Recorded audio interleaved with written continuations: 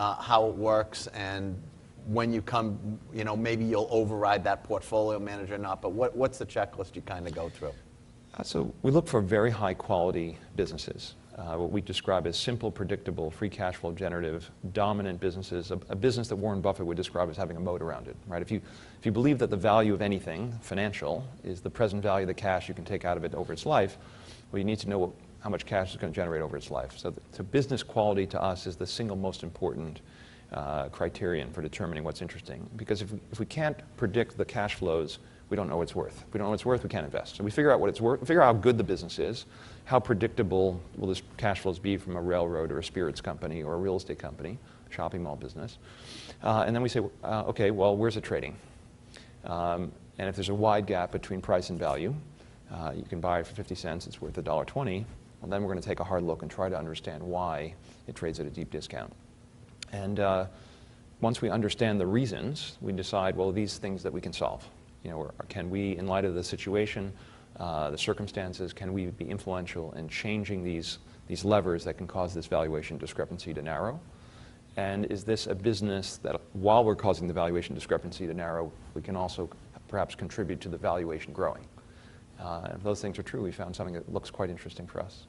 And usually this investment philosophy, does it take a week, a month, 3 months to do the research, a year? I mean, you have 10 names. How long? It depends. I mean, one of the best investments we ever made, it took us 4 hours to do the work. It was during the financial crisis. Which was that? Wachovia Corporation. Okay. So I was on my BlackBerry eating breakfast at the Brooklyn Diner in front of my building, and there was a story went across the, I was just, Wall Street Journal headline, Reuters headline, excuse me, went across saying, that Citigroup, to acquire the Wachovia banking subsidiaries for $2 in Citigroup stock. Stock was halted. And this was kind of an interesting transaction because they were buying the subsidiaries for Citigroup stock. I figured, this is interesting. What happens to the holding company? So I went back to kind of went upstairs to the office and cracked open the 10K, and another member of the team, Mick McGuire, he and I worked on it. And what was interesting is the 1,000-page 10K of Wachovia Corporation, I think 900 pages were on the banking subsidiary. There was fewer than 100 pages on the holding company. And by buying the banking subsidiary, Citi was leaving a holding company which had cash, in Wachovia Securities, A.G. Edwards, they had paid $6-7 billion for it 6 months before, Evergreen Asset Management, and they were taking a $27 billion loss on the sale of the subsidiary.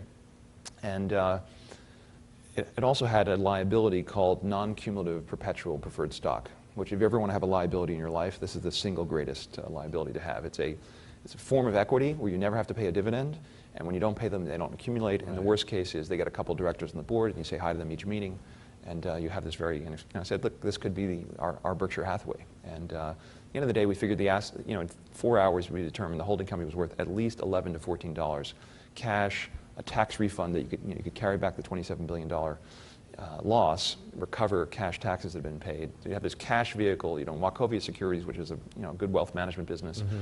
You own A.G. Edwards, another interesting asset. These are businesses you know well.